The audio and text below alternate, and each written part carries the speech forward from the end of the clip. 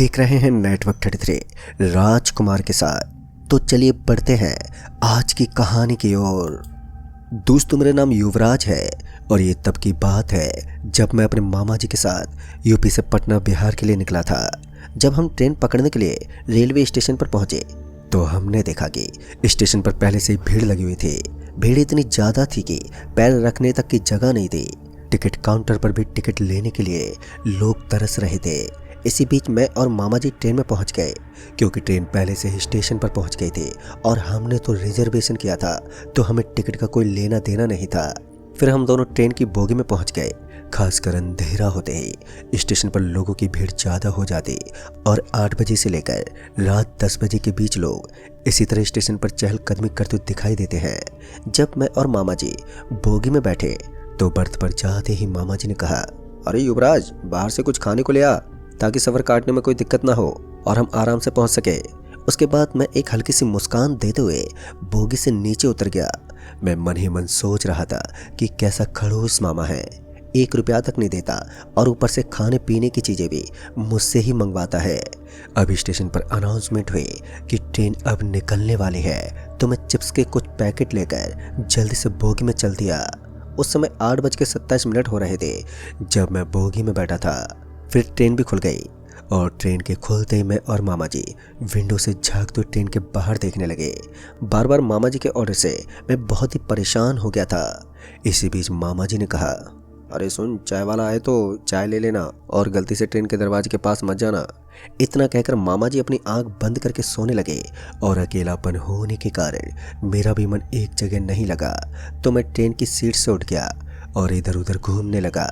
फिर कुछ देर के बाद ट्रेन की रफ्तार में गिरावट देखने को मिली। ऐसा लग रहा था मानो ट्रेन कहीं रुकने वाली है। उसके बाद धीरे धीरे ट्रेन की स्पीड और भी कम हो गई। लिहाजा मैं बोगी के दरवाजे के पास पहुंचा और बाहर का दृश्य देखने लगा। मैंने देखा कि ट्रेन किसी अज्ञात स्टेशन पर थमी हुई थी और उस स्टेशन पर जोरदार सन्नाटा पसरा था। तभी मैंने देखा कि ट्रेन के सभी यात्री अब सो चुके थे। जिस बोगी के अंदर हम बैठे थे वहाँ के भी सभी यात्री अब आराम कर रहे थे, जिस वजह से मुझे थोड़ा डर तो लग रहा था। जब मैं ट्रेन के दरवाजे के पास गया तो मैंने देखा कि बाहर की तरफ बहुत ही गहरा अंधेरा था, मगर उस खंडर जैसे स्टेशन पर एक छोटी सी लाइट थी जिससे हल्का उजाला था। जब मैंने उस स्टेशन का नाम जानने की कोशिश की तो मुझे उस स्टेशन का कोई नाम भी नहीं पता चला और कहीं ना कहीं वो एक अज्ञात स्टेशन ही था। तभी किसी ने मुझे छुआ, जिस वजह से मैं एकदम से डर गया और मैंने झट से पीछे पलट कर देखा तो मैंने पाया कि मेरे पीछे उस स्टेशन का एक टीटी खड़ा था, जो मेरे ऊपर चढ़ते हुए बोला, तुम जानते नहीं हो कि बाहर देखना सख्त मना है। मैं उस टीटी की बात समझ नहीं पाया। फिर टीटी ने मेरा हाथ पकड़ा और मुझे बोगी के अंदर खींच लिया और फिर इसी बीच मैं भी टीटी पर भड़कते हुए उसे भला बुरा कहने लगा। बात इतनी ज़्यादा बढ़ गई थी कि वहाँ के एक यात्री को बीच बचाव करना पड़ा, वरना वो टीटी मेरे ऊपर फाइन जड़ चुका होता। उस यात्री ने मुझे ही समझा बुझाकर अपनी जगह पर बैठा दिया और खुद भी अपनी बर्थ पर जाकर बैठ गया। लेकिन मेरे अंदर भी एक चुलबुली मची हुई थी। एक जगह पर बैठे बैठे मुझे भला कहाँ आराम मिलने वाला था, इसलिए उस टीटी के निकलते ही मैं फिर से सीट से खड़ा हो गया और दरवाजे के पास पहुंच गया। अब ट्रेन ने एक हॉर्न दिया, शायद वो वहां से चलने का संकेत था। मैं अभी उस दरवाजे में खड़ा होकर उस स्टेशन को परख रहा था कि फिर ट्रेन ने अचानक रफ्तार पकड़ना शुरू कर दिया। तभी मेरी नज़र उस अज्ञात स्टेशन पर एक महिला पर पड़ी। दरअसल वो महिला ट्रेन के पीछे पीछे भाग रही थी और ट्रेन अपनी स्पीड में थी तो उस औरत का शरीर पीछे से ट्रेन के एक दरवाजे से टकरा गया और वो फिसल कर ट्रेन के नीचे आ गई। ये देखते ही मेरे शरीर के रोंगटे खड़े हो गए। एक समय के लिए डर के मारे मेरा पूरा शरीर कांपने लगा, लेकिन तभी किसी ने मुझे पीछे से पकड़ा। जब मैं पीछे मुड़ा तो मैंने देखा कि मेरे मामा जी मुझे अंदर बुला रहे थे। मामा जी ने कहा, अरे तुझे दरवाजे पर ही रात बितानी थी तो रिजर्वेशन क्यों करवाया, चल अब बैठते हैं। उस समय मेरी हालत इतनी ख़राब हो गई थी कि मेरे मुंह से आवाज़ तक नहीं निकल पाई। मैं मामा जी के साथ ट्रेन की बोगी के रिजर्वेशन सीट पर चला गया, लेकिन मन ही मन उस औरत का हादसा मुझे याद आ रहा था, उसका ट्रेन से टकराना और अचानक ही ट्रेन के नीचे आ जाना। मैं मामा जी को इन सब के बारे में बताना नहीं चाहता था, क्योंकि मैं जानता था कि मामा जी को मेरी बात पर विश्वास नहीं होगा, इसलिए मैंने चुप रहना ही सही समझा। वो क्या था कि मामा जी को मेरी बातों पर इतनी जल्दी विश्वास नहीं होता था। उसका एक कारण ये भी था कि मैं मामा जी के साथ उल्टे सीधे मजाक करता ही रहता था। ट्रेन में मौजूद बाकी के लोग अब गहरी नींद में थे। मैं अकेला था जो अपनी खोई हुई नींद के साथ इधर उधर घूम रहा था। मामा जी भी अब आंख बंद करके सोने लगे थे। मेरे शरीर में एक अजीब सी बेचैनी बनी हुई थी और अपने मन के अंदर दबी हुई बात को भी मैं बाहर नहीं निकाल पा रहा था। अब तो मैं मामा जी की नींद भी खराब नहीं करना चाहता था। हालांकि अब मेरे मन में अजीब से ख्याल आ रहे थे, तो मैं चुपचाप मामा जी के बगल में बैठा था। थोड़ी देर और बीत गई कि मुझे जोर से टॉयलेट लगा। वो क्या था कि ट्रेन में बैठने से पहले मैंने कोल्ड ड्रिंक पी ली थी, तो इस वजह से मुझे अब तीसरी बार टॉयलेट में जाना था। मैं सीट से उठा और टॉयलेट में चला गया। रात के तकरीबन 12:56 हो रहे थे और बाथरूम में अकेले जाने का मन भी नहीं था, लेकिन मैं किसी तरह बाथरूम के दरवाजे को खोलकर टॉयलेट करने लगा। फिर मैं बाथरूम से बाहर निकला तो मुझे वही औरत अपने सामने खड़ी हुई दिखाई दी, जिसका चेहरा खून से सना हुआ था और दिखने में वो बहुत ही ज़्यादा डरावनी लग रही थी। मेरा शरीर एकदम से ठंडा पड़ने लगा। फिर वो महिला धीरे धीरे मेरी ओर बढ़ने लगी। इसी बीच किसी ने मुझे अपने पीछे से पकड़ते हुए कहा, अरे भाई साहब, आप यहाँ पर क्या कर रहे हो? मैं आपको काफ़ी देर से देख रहा हूँ, आप बाथरूम के पास ही खड़े हो। ये सुनते ही मैं पीछे घूमा तो ये तो वही आदमी था जिसने मुझे ट्रेन के दरवाजे पर खड़ा होने से मना किया था। उस आदमी को देखते मेरे अंदर एक उम्मीद जगने लगी। उस आदमी ने मेरा डरा चेहरा देखा तो वो आदमी बोला, क्या हुआ साहब, बड़े टेंशन में लग रहे हो आप? फिर मैंने उस आदमी को सारी बात बताई। फिर कुछ देर के बाद मामा जी भी उठ गए और मेरे साथ बैठे उस मुसाफिर ने भी मेरा साथ दिया और मामा जी को भी सारी बात बताई। लेकिन मामा जी को कहाँ विश्वास होने वाला था। मामा जी ने हंसकर इस बात को टाल दिया, लेकिन मैं खुद जानता था कि मैंने जो दृश्य देखा है असल में वो कोई मेरी सोच नहीं हो सकती, वो एक हकीकत थी। फिर कुछ देर के बाद कुछ ऐसा हुआ जिसका हमें अंदाजा तक नहीं था। दरअसल ट्रेन किसी खराबी के चलते रुक गई और फिर पता चला कि ट्रेन को रिपेयर होने में करीब 4 घंटे तो लग ही जाएंगे। ऊपर से मामा जी के शरीर पर नींद हावी थी, तो बार बार उनकी आंखें बंद हो रही थी और मेरे बगल में बैठा वो यात्री इतनी रात होने के बाद भी मुझसे बात कर रहा था। तभी मामा जी ने कहा, सुनो, गोरखपुर का रेलवे स्टेशन आ गया है, तो हमें उतरना चाहिए और फिर हम यहाँ से उतरकर ऑटो रिक्शा पकड़ लेंगे। बस स्टैंड से कोई बस भी मिल जाएगी।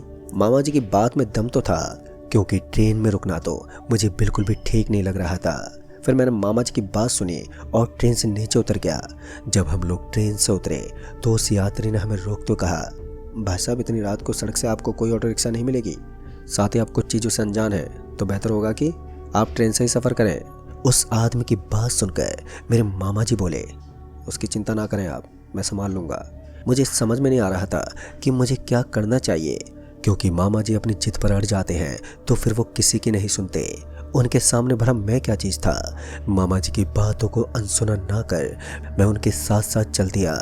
उस जगह पर एक छोटा सा स्टेशन भी था और उस स्टेशन से दूर हमें एक रोड भी नज़र आ रही थी, लेकिन उस रोड के ऊपर गाड़ियों का आना जाना काफ़ी कम था और मैं और मामा जी आगे बढ़ ही रहे थे कि मुझे ऐसा लगा कि अचानक मेरे कंधे पर किसी ने बहुत ही ज़्यादा भारी वजन रख दिया है, जिस वजह से मैं एकदम भी आगे नहीं बढ़ पा रहा हूँ। कुछ देर तक तो मैं एक जगह ही स्थिर खड़ा रहा, लेकिन उसके बाद मेरे पैर दर्द करने लगे और कमज़ोरी आने के कारण मैं ज़मीन पर बैठ गया। मेरे मामा जी मुझे संभालने लगे।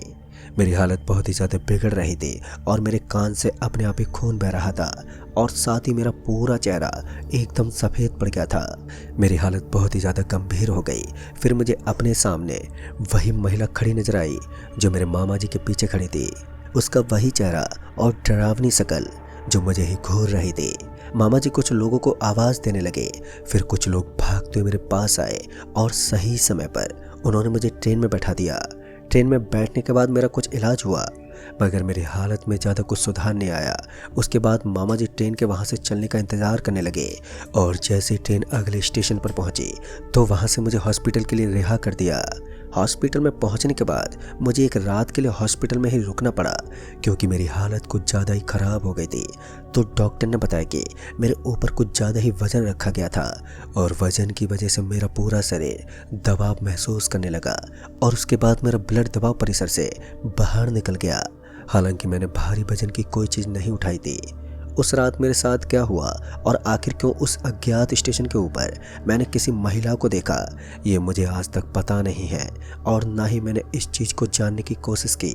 दोस्तों, उस दिन के बाद सच कहूँ तो मैं ट्रेन के नाम से भी डर जाता हूँ। सफ़र करना तो मेरे लिए दूर की बात हो गई है, लेकिन अब मैं स्टेशन के आसपास भी नहीं भटकता। तो दोस्तों, इस कहानी में बस इतना ही। कहानी आपको पसंद आई हो तो वीडियो को लाइक शेयर ज़रूर कर दें और साथ ही हमें नीचे कमेंट बॉक्स में ज़रूर बताएं। तो मैं हूं आपका दोस्त राजकुमार, जल्द ही मिलूंगा ऐसी एक और नई कहानी के साथ। तब तक के लिए बाय एंड टेक केयर।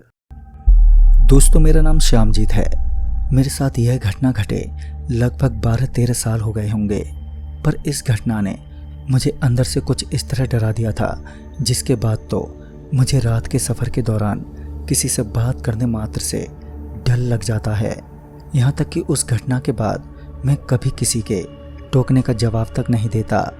उन दिनों मेरी छोटी बेटी की शादी की बात चल रही थी। मुझे सर्दियों के समय अपने गांव लौटना था। मैं उस वक्त इंदौर में काम करता था। इसी कुछ सिलसिले में मैं मध्य प्रदेश से अपने गांव गठरिया चौक जा रहा था। मेरा ये सफ़र सुबह ही शुरू हो गया था। अगर ट्रेन समय से चलती तो मैं कल शाम 7 बजे तक अपने स्टेशन पहुंचता। पहला दिन का सफ़र बहुत अच्छा गुजरा। रात को मैं जल्दी ही खाना खाकर सो गया। देर रात मेरी आँख खुली जब मुझे टॉयलेट जाना था। इसी वजह से मैं उठकर वॉशरूम गया। जब मैं लौटा तो मैंने देखा कि ठीक मेरी सीट के सामने वाली सीट पर एक आदमी बैठा है। वो आदमी मेरी ही उम्र का लग रहा था। वो एक सीट में बैठा था जैसे कोई मोम का पुतला हो। खैर, मुझे अब इससे क्या करना था और मैंने उस पर ज़्यादा ध्यान नहीं दिया और अपनी सीट पर जाकर आराम से लेट गया। अभी भी देर रात 1:30 बज रहे थे। मैं हल्का लेटा ही था कि तभी मुझे याद आया कि हाल फिलहाल में ही पिछले 45 मिनट से ट्रेन किसी स्टेशन पर नहीं रुकी थी। और तो और जब मैं खुद ही सीट से उठकर वॉशरूम गया था तब भी सामने वाला सीट खाली ही था।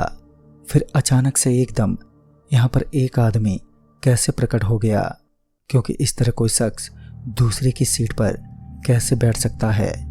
खैर, मैंने अभी हल्की नींद की ही थी कि तभी मुझे एक बहुत ही डरावना सपना आ गया।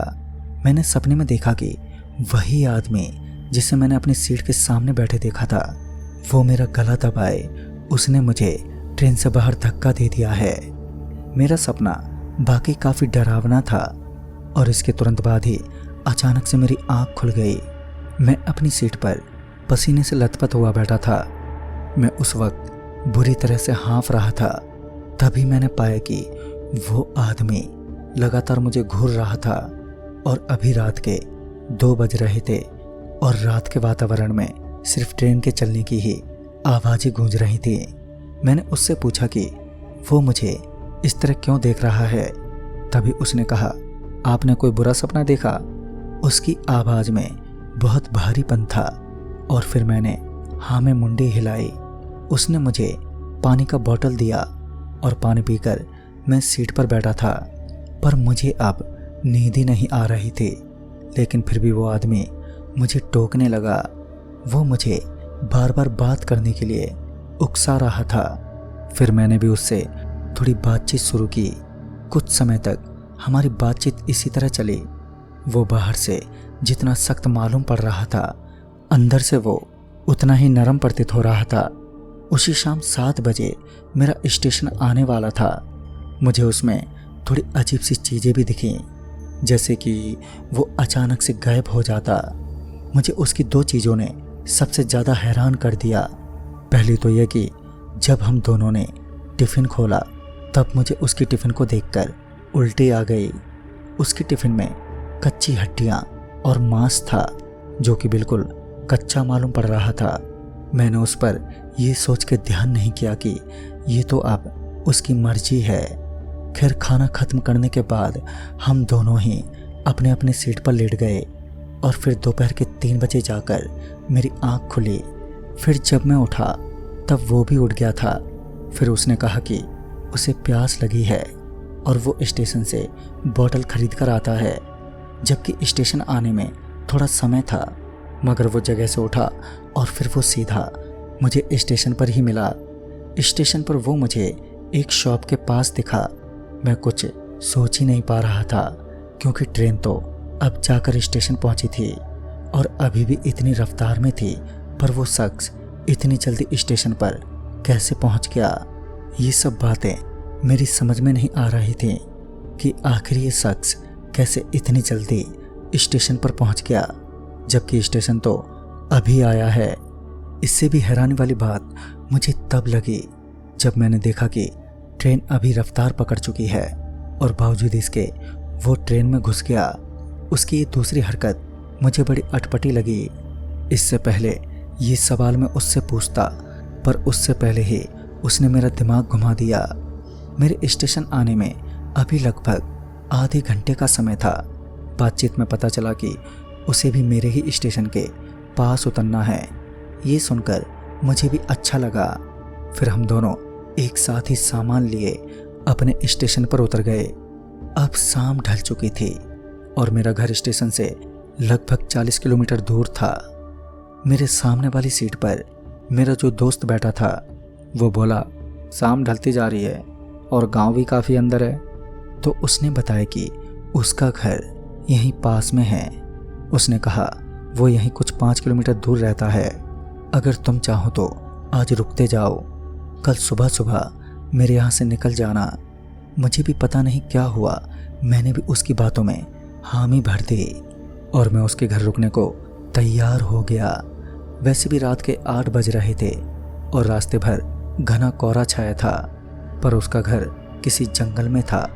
मुझे इसमें काफ़ी अजीब लगा। वो बाहर से मछली लेकर आया और शायद वही पकाकर आज की रात हम लोग खाने वाले थे। उसका घर अंदर से काफ़ी अजीब था। वो एक झोंपड़े का बना था, बस एक पीले रंग की बल्ब जल रही थी। मैं एक कोने में जाकर आराम से बैठ गया। सफ़र के दौरान थोड़ी थकान भी हो गई थी, जिस वजह से मुझे नींद भी आ रही थी। फिर उसने पता नहीं किस तरह का मुझे खाना दिया और उसके बाद मेरी आंख लग गई। फिर रात के 2 बजे जब मेरी आंख खुली तो मैंने अपने बगल में देखा कि वो आदमी अब वहाँ पर नहीं है। ये देखकर मैं थोड़ा चौंक गया। मैं वहाँ से उठकर उस टाट के मकान से बाहर आया। बाहर आकर मैंने देखा कि वही अजनबी तेज रफ्तार में किसी तरफ बढ़े जा रहा है और फिर मैं भी उसी तरफ जाने लगा और उसका पीछा करने लगा कि आखिर वो कहाँ पर जा रहा है। फिर पीछे जाते वक्त मैंने जो नज़ारा अपनी आंखों से देखा तो उसने तो मेरे रोंगटे ही खड़े कर दिए। मैंने अपनी खुली आंखों से पत्तों के पीछे छुपकर देखा कि वही शख्स जो अब तक मेरा दोस्त बना था, असल में वो मेरा दोस्त नहीं बल्कि एक शैतान था। उसके चेहरे की धंगत में डर साफ साफ दिख रहा था। मैं ये देखकर हद से ज़्यादा डर गया था। आखिर रात के 2 बजे कुछ इस तरह का माहौल और एक सुनसान जंगल में मैं अकेला ही एक इंसान था। मैं दबे पांव पीछे गया और वापस उसी टाट के मकान में सो गया। मैं अंदर से किस कदर डर गया था ये मैं शब्दों में बयां नहीं कर सकता। मैं उस वक्त सोने का नाटक करने लगा। फिर कुछ समय बाद वही शैतान मकान में घुसा, पर अब वो उसी दूसरे शख्स यानी कि एक नॉर्मल आदमी के रूप में था। पर मैं अंदर से पूरी तरह से अब डर चुका था। मैंने जब देखा कि वो शख्स अब गहरी नींद में सो चुका है तो मैं मौका देखकर वहाँ से भाग उठा और जंगल से बाहर भागने की सोच रहा था। लेकिन जैसे ही मैं दरवाजे तक पहुँचा कि मुझे पीछे से आवाज़ आई, रात की तो बस शुरुआत है, इतनी जल्दी जा रहे हो श्यामजीत। अब मेरी हालत खराब होने लगी। मैं वहाँ से पूरी रफ्तार से भागने लगा और भागते भागते मैं रोड के किनारे तक पहुँच गया था। मैंने खुद के पीछे उसे भी चलते हुए महसूस किया और मैं रोड के एक किनारे पर चुपचाप बैठा रहा। फिर मैं सीधा सुबह ही वहाँ से उठा और फिर जब मुझे एक सफ़ेद बस उस रास्ते से गुजरती दिखी तो मैं उस बस में चढ़ गया। मैंने अब थोड़ी राहत की सांस ली। वो तो भगवान का शुक्र था कि मैं समय पर ही उस शैतान को पहचानने में सक्षम हो गया। वरना कुछ ही मिनटों में मेरा वजूद मिट जाता। दोस्तों, इसीलिए कहते हैं कभी किसी अजनबी पर भरोसा नहीं करना चाहिए, वरना पता नहीं उसका दूसरा रूप एक पिशाच का हो सकता है। तो दोस्तों, इस कहानी में बस इतना ही। तब तक के लिए बाय एंड टेक केयर।